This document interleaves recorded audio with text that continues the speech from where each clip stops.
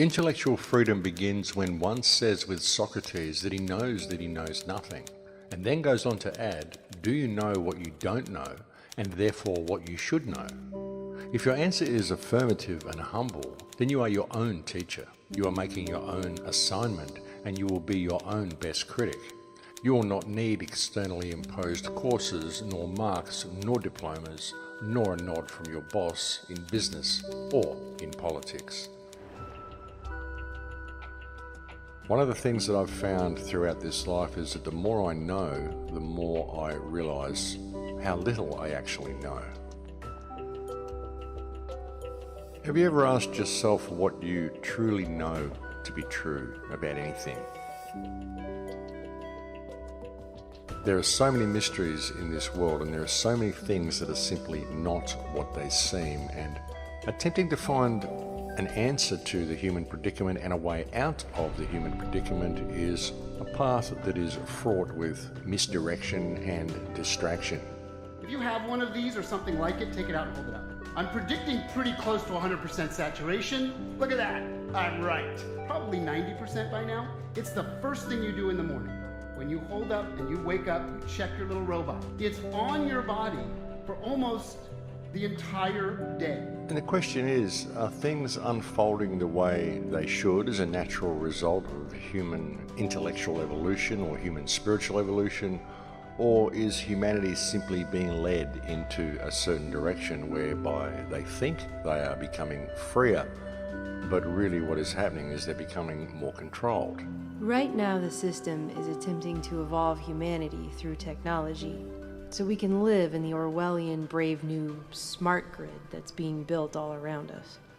This means people who are already asleep in a society largely run on falsity and deceptions, illusions, will be taken a step further away from themselves and reality. A lot of this stuff that we're seeing is basically removing human decision making from certain equations. It's putting it all under the control of AI. And this is the case even with the blockchain, because the blockchain is basically its own thing and it runs its transactions and its ledgers in its own way. It removes human decision making from the chain. And this is a good thing in many ways as it decentralizes control of currency, but it also removes decision making from the minds of the average man on the street. You know, certain aspects of our lives that we're used to doing, certain things that make us human, these aspects of ourselves are being removed from us.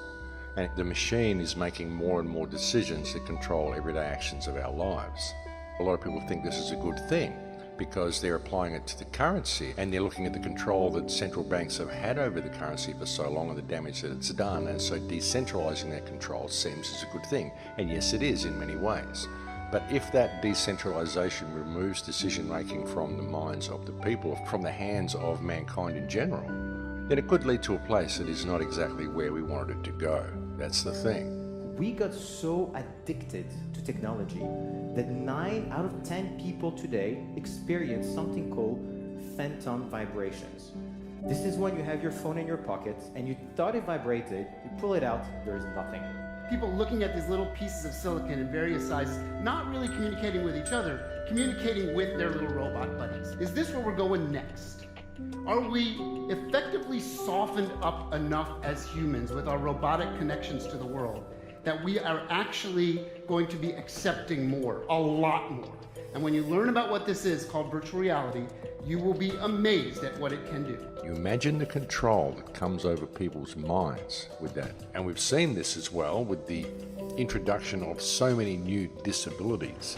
You know, ADD, ADHD, you know, anything that isn't normal, anything that isn't perfectly mainstream, a child walking between the lines completely, any type of free thinking is being classed as a disability.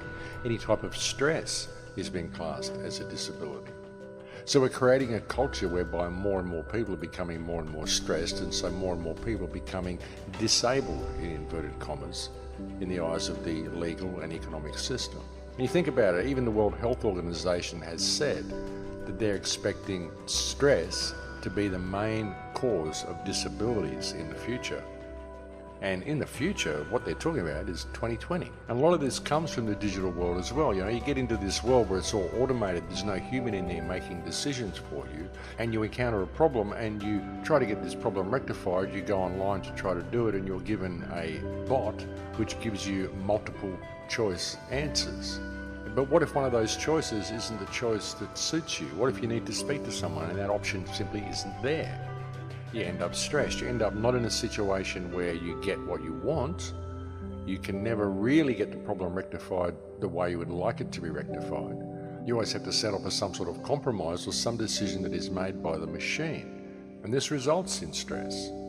So the whole thing's a play, and you get to a point where you realize that this is where we are being led. We are being led into a point, into a place, where as the system becomes more and more automated, more and more mechanized, people lose more and more employment and human decisions are removed from situations more and more. We get to a point where basically the entire human race ends up on a disability pension, or most of it anyway, because most of them simply can't function within the system. And if they can't function within the system, if their jobs are being removed and their normal life skills are being removed, well, what way can you compensate for these people? Well, the best way to do it is to put them on some sort of disability pension. And the way you do that is to make every loss of life skill, every life skill they've lost, and every emotion that they feel or any wish to express that emotion, if it's anything apart from bland happiness, becomes a disability. And I know this probably sounds a little difficult for people to deal with and a little difficult to take, and I'm not saying anything about people with normal disabilities. I mean, there's a lot of people out in society who have disabilities, very genuine disabilities, who need looking after.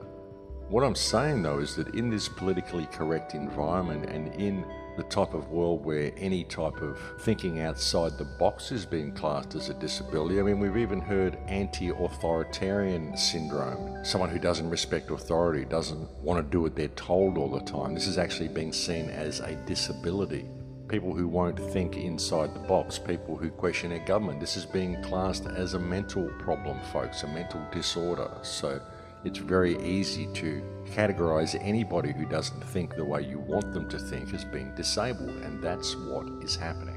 This, of course, has all been achieved via the gradual dumbing down of the human race as well. The education system, and again, the things that we get on our mobile phones, all the little smart conveniences we get to help us out in our lives all the time, which prevent us from thinking for ourselves. And it's like anything becomes atrophied. As I said previously, if you don't use something, it becomes atrophied. If you don't use your legs, if you sit in a chair for 20 years and don't use your legs, they become atrophied.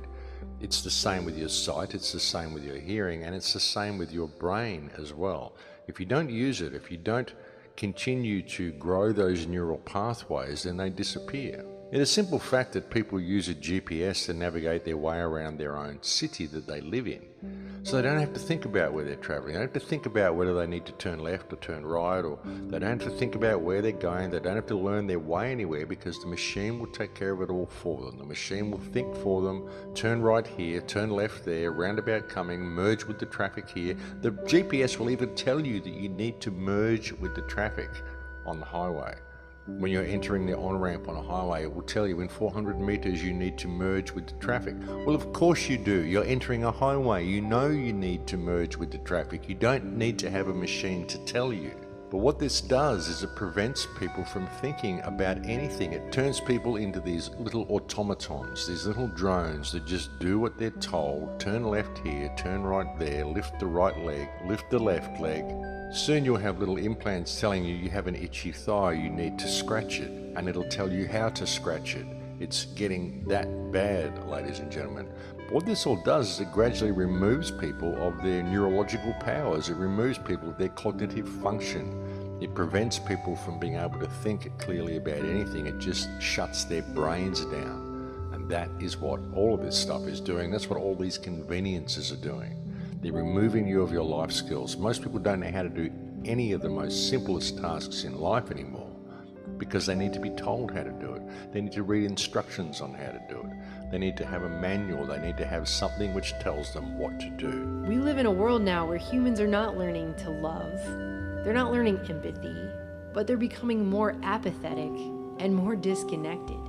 Inequality hasn't been solved in hundreds of years, and now it's at overwhelming levels, and still we parade forward, always forward, with the full knowledge that not everyone is going to have access to the best technology upgrades either, because it's going to be a big club, and the majority of us are not going to be in it, as George Carlin would say. The only tyrant I will accept in this world is the still small voice within me. And even though I have to face the prospect of being in a minority of one, I humbly believe that I have the courage to be in such a hopeless minority. Help by spreading this message. Share with your friends, leave a like and subscribe if you haven't done so already. Turn on notifications to stay updated.